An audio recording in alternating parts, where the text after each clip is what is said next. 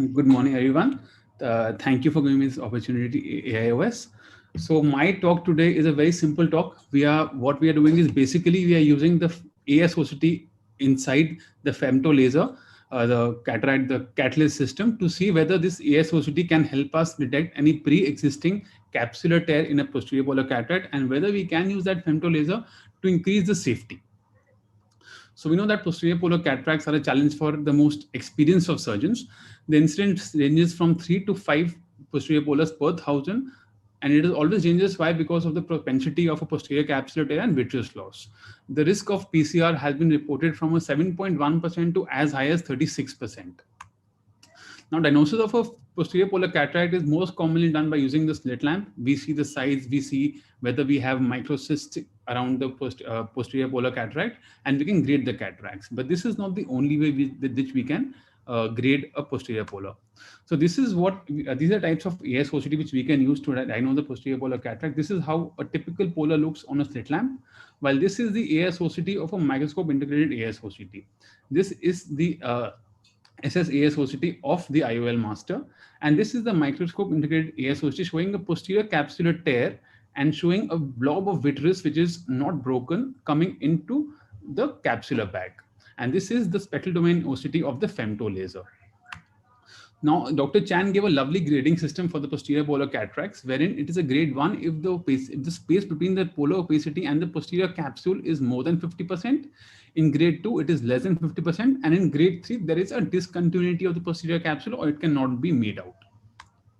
So now on the FemtoLaser, the ASOCT can be seen. You can see the anterior and the posterior lens margin, and you can also see the polar opacity. We have a customizable offset with which we can leave an epinuclear cushion. So this is how, once the patient is docked, we can see the posterior margin, and we can increase the offset to about 1000 microns. So a 1000 micron layer of epinuclear cushion is left so that the posterior capsule is safe from turbulence during phacoemulsification. This is similar to driving a car with an airbag. In this picture, you can see that after using like a FemtoLaser, you have an airbag, you have an epinuclear cushion, so you can protect yourself. But if we don't do that, we go bang onto the windscreen, and it can cause more damage. So now, till now, ASOCT has been used only to detect a posterior capsular rupture, but this is our first study that is used to increase the safety. So now the aim was to estimate specificity and sensitivity of using intraoperative ASOCT to detect a pre-existing posterior capsular dehiscence, and the subsequent use of the FemtoLaser to increase safety in such cases. It was a prospective international case study. 50 eyes of 40 patients having a posterior polar cataract were used. We used only a single surgeon to grade the cataracts preoperatively to eliminate any observer bias. The polar opacity was graded on the slit lamp as being less than 4 millimeters or more than or equal to 4 millimeters. On the inbuilt ASOCT, we use this to categorize as intact or discontinuous. Catalyst has the addendum advantage of adjustable offsets, like we discussed. Phaco was performed by a single experienced surgeon with all integrity of the posterior capsule was confirmed after cortical aspiration and was divided into dehiscence present or absent. So in the 50 cases that we observed, we saw that on ASOCT, 43 had an intact capsule, and all these on the table had an intact capsule. Of the 50, 7 had a discontinuity, that is a grade 3 opacity on the FemtoLaser. And of those 7, 5 actually had a dehiscence intraoperatively and 2 did not. So this is an ASOCT of a continuous capsule, which showed a clear capsule intraoperatively, while this is that of a discontinuous capsule showing a PCR intraoperative. So of the 50 cases, we had the 7 cases that showed a discontinuity on the FemtoLaser. Of these 7, 5 were actually having a discontinuity intraoperatively. Of these 5, what was interesting was 4 of them were more than 4 millimeters. And of the 2 that were not showing a discontinuity on the table, this could be because the polar opacity was very dense and it was blocking the shadow and blocking the posterior capsule view on the FemtoLaser, or the Femto actually works and the epinuclear cushion saved the posterior capsule. So now what is very important is the positive predictive value of our study was 71.43%. That means that in 3/4 cases, in 75, there's a 75% chance if you see a disruption on the ASOCT on the Femto, there is going to be a disruption on table. And there's a 100% chance that if the capsule is intact on the ASOCT, it will be intact intraoperatively. The sensitivity was 100% in detecting, in ruling out a continuous capsule, and the specificity was 95.56%, which is a very, very high number. So of the 50 cases, 90% were implanted with single piece IOL in the capsular bag, 10% had intra-op PC dehiscence, and no case of nuclear or cortical drop.